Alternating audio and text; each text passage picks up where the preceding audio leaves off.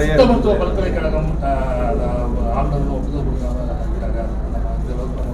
சித்த மருத்துவ பல்கலைக்கழகம் மட்டும் இல்லை, நிறைய மருத்துவ பல்கலைக்கழகங்கள், மருத்துவ பல்கலைக்கழகம் அது மாதிரி நிறைய மசோதாக்களுக்கு அவர் ஒப்புதல் தராமல் அந்த ஒப்புதல் தராமல் அதையெல்லாம் குடியரசுத் தலைவருக்கு அனுப்பி வைத்தார். இது சம்பந்தமாக ஏற்கனவே சட்டத்துறை அமைச்சர் அவர்கள் நிறைய முறை சொல்லியிருக்கிறார்கள். சித்த மருத்துவத்திற்கும் ஆளுநருக்கும் என்ன கோபம் என்றே தெரியவில்லை, என்ன தகராறு என்றே தெரியவில்லை. சித்த மருத்துவம் கூட தமிழ்நாட்டிற்கு வருவதை அவர் விரும்பவில்லை. சித்த மருத்துவக் கல்லூரி தமிழ்நாட்டிற்கு வந்தால் சித்த மருத்துவத்திற்கு பெரிய பேறு கிடைக்கும்.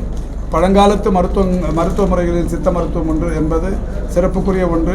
நேற்றைக்கு நான் சென்ற இடத்தில் நாகலாப்பூர் என்கின்ற ஒரு மலை கிராமத்தில் முளவி என்கின்ற பகுதியில் இருக்கிற ஒரு ஆரம்ப சுகாதார நிலையத்தில் தினந்தோறுமான புறநோயாளிகளின் எண்ணிக்கை எவ்வளவு பேர் என்று கேட்டோம்.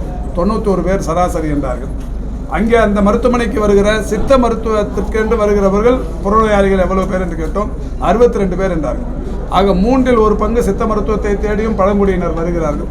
இப்படி தமிழகத்தின் பெருவாரியான மக்கள் விரும்புகிற மருத்துவ முறைக்கு ஆளுநருக்கும் என்ன தகராறு என்றே எனக்கு தெரியவில்லை. இப்போ நீங்கள் இந்த மீட்டிங்கில் இருந்தீங்கன்னு நினைக்கிறேன். இருந்தீங்களா? அதாவது தெளிவாக சொன்னேன். 1021 மருத்துவர் பணியிடங்கள் நிரப்பப்பட்டது. 977 இந்த ஸ்டாஃப் நர்ஸ் பணியிடங்கள் நிரப்பப்பட்டது. 331 பார்மசிஸ்ட் நிரப்பப்பட்டு பணியாணைகள் தரப்பட்டது. இந்த 3 பணிகளும் கடந்த 1.5 மாதத்தில் மட்டுமே செய்யப்பட்டிருக்கிறது. இது எல்லா தொலைக்காட்சிகளிலும் வந்திருக்கிறது. இதை தெரிந்து கொண்டும் காலி பணியிடங்கள் நிரப்பப்படவில்லை என்ற இப்போ காலி பணியிடங்கள் 1021 காலி பணியிடங்கள் மருத்துவத்துறையின் சார்பில், குறிப்பாக MRBயின் சார்பில் முதல் முறையாக இந்திய வரலாற்றிலேயே, அதாவது ஃப்ரெஷ் கேண்டிடேட்டுக்கு கவுன்சிலிங் நடத்தி அதிகபட்ச காலி பணியிடங்கள் எங்கே எல்லாம் இருந்ததோ அந்த இடங்களில் 20 மாவட்டங்களுக்கு அனுப்பப்பட்டார்கள். அந்த வகையில் இந்த புதுக்கோட்டையில் மட்டுமே காலி பணியிடங்கள், புதுக்கோட்டை 2 ஹெல்த் டிஸ்ட்ரிக்ட், புதுக்கோட்டை அறந்தாங்கி 1, இந்த 2 டிஸ்ட்ரிக்ட்லேயும் இருந்த காலி பணியிடங்கள் புதுக்கோட்டையை பொறுத்த வரைக்கும் 67, அறந்தாங்கியை பொறுத்த வரைக்கும் 62 மருத்துவர்கள் காலி பணியிடங்கள் இருந்தது.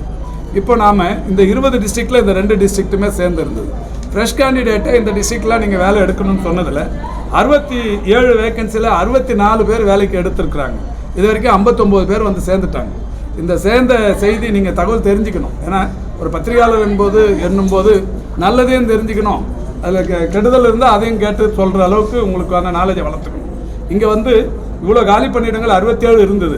இப்போ 59 மருத்துவர்கள் சேர்ந்துட்டாங்க. இப்போ பேசிட்டு இருக்கிற இந்த மருத்துவமனையிலேயே ஒரு மருத்துவர் நாகப்பட்டினத்துலேருந்து நாமக்கல்லேருந்து சேர்ந்துருக்குறாங்க. இந்த தகவல்லாம் தெரிஞ்சுக்கங்க. தெரிஞ்சுக்கணும், அதுக்கப்புறம் கேள்வி கேளுங்க. நல்லது.